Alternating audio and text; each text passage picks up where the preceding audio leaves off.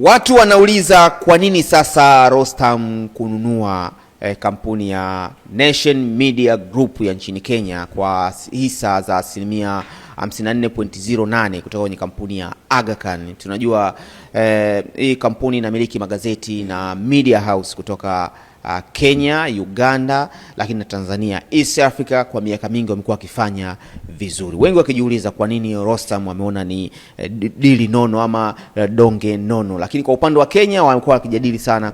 Wa Tanzania sasa wamegeukia Kenya na kunyakua fursa nyingi za kibiashara.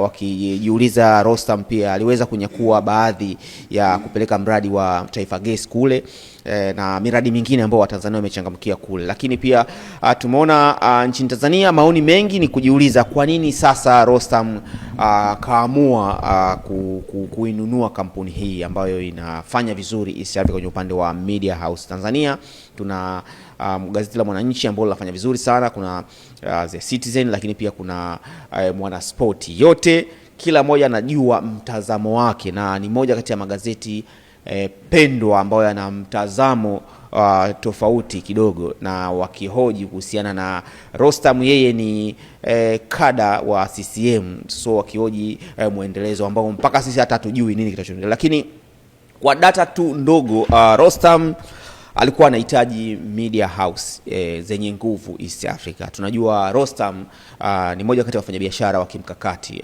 Tunajua nchini Tanzania anamiliki kampuni kadhaa ikiwemo ya Tigo alinunua, Zantel, lakini pia anamiliki kampuni za gesi, anamiliki migodi na migodi mingine ya makaa mawe. Ana biashara nyingi ambazo anazimiliki. Kuwa na media house ni jambo la msingi, kwa sababu ili uweze kupenetrate matangazo yake kiurahisi zaidi. Tunajua sasa hivi dunia imebadilika. Ili uuze, ufanye biashara zako vizuri, lazima uwe na media house zaidi. Kuhusiana tofauti na kidogo na kinachozungumzwa kuhusiana na mtazamo labda wa kisiasa, lakini ukiangalia manufaa zaidi ya kibiashara kwa Rostam ni makubwa zaidi kupitia hizi media house ambazo amezinunua.